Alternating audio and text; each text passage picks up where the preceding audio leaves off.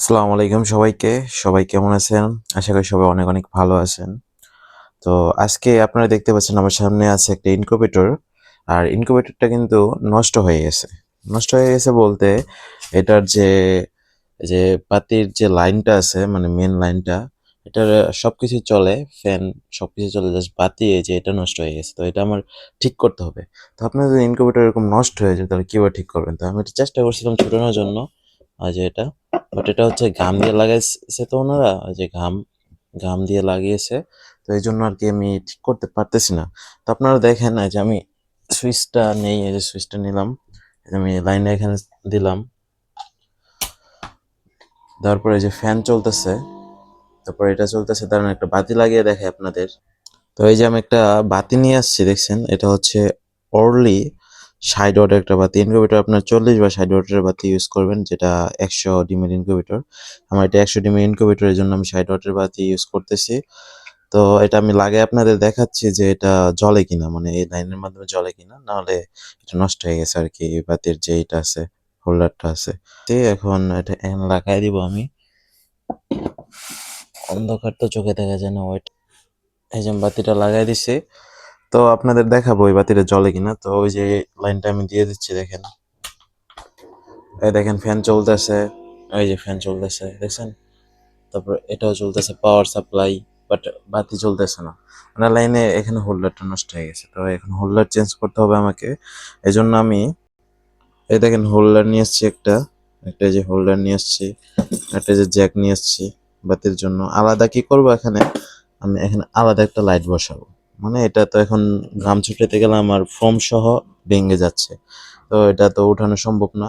তো এখানে আমি একটা আলাদা লাইন বসাবো, মানে যে হোল্ডার এখানে দিয়ে দিব আর বাতিটা এটার মধ্যে লাগিয়ে দিব, আর এখান থেকে তার নিয়ে এটার ভিতর দিয়ে আলাদা একটা তার নিয়ে তারপর সুইচ আর কি, হোল্ডার আর জ্যাকটা লাগিয়ে বাতিটার জন্য আলাদা লাইন নিব।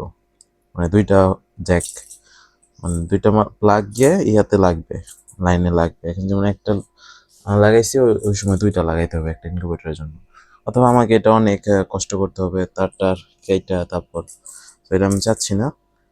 খুব সহজেই যাতে হয়ে যায় ওইটাই চাচ্ছি, আর ভাঙ্গা ভাঙ্গা যাবে না হয়তো এটা। তো ইনকিউবেটর এরকম যদি নষ্ট হয়, ছোটোখাটো কিছু নষ্ট হলে আপনারা এইভাবে ঠিক করবেন যাতে আপনাদের ইনকিউবেটরের ক্ষতি না হয়। তো আর যদি আপনাদের ফ্যান নষ্ট হয়ে যেত তাহলে আপনাদের আলাদা একটা ফ্যান কিনে এনে তারপর লাগাইতে হতো। এখানে যে তারটা আছে তারটা হচ্ছে জয়েন দিয়ে দেবেন। যদি আপনার পাওয়ার সাপ্লাই নষ্ট হয়, সেম আপনারা দারাজ থেকে এগুলো সবগুলো প্রোডাক্ট পাবেন আলাদা আলাদা, কম দামে পাবেন। একটা পর একটা দেখবেন কম দামে পেয়ে যাবেন। তো পাওয়ার সাপ্লাইও পাবেন আপনারা, আপনার বাসায় বসে পাবেন এগুলো, আপনাদের কোথাও যাইতে হবে না।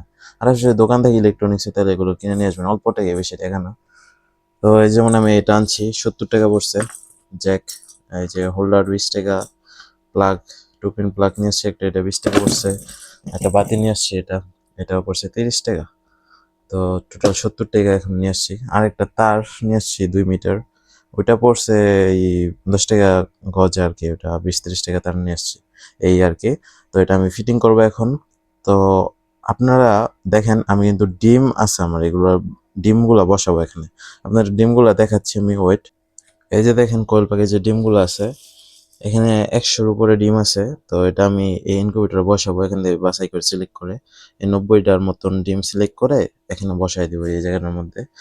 এখন এগুলো সিলেক্ট করব কিভাবে, ডিম কিভাবে বসাতে হয়, এগুলো নিয়ে যদি আপনারা ভিডিও চান তাহলে আমি ভিডিও দিব। এবং যদি চান যে 17 দিন পর যে বাচ্চা ফুটে এটা কিভাবে হয়, মানে কিভাবে কি করতে হয় 17 দিন পর্যন্ত, আর্দ্রতার ব্যাপার আছে, এই যে আর্দ্রতা, ঠিক আছে। তারপর যে সরি, এটা হচ্ছে আর্দ্রতা, আর্দ্রতার ব্যাপার আছে, এই যে তাপমাত্রার ব্যাপার আছে, এগুলা কিভাবে মেনটেন করতে হয় 17 দিন পর্যন্ত, বাচ্চা ফোটার আগ পর্যন্ত। এখানে পানি দিতে হয় একটা পাত্রে, এটা কিভাবে করতে হয়, এগুলো যদি চান ভিডিও বিস্তারিত তাহলে আমি আপনাদেরকে উপস্থাপন করবো। তো এর জন্য আপনারা অবশ্যই লাইক, কমেন্ট, শেয়ার করতে বলবেন না। ধন্যবাদ।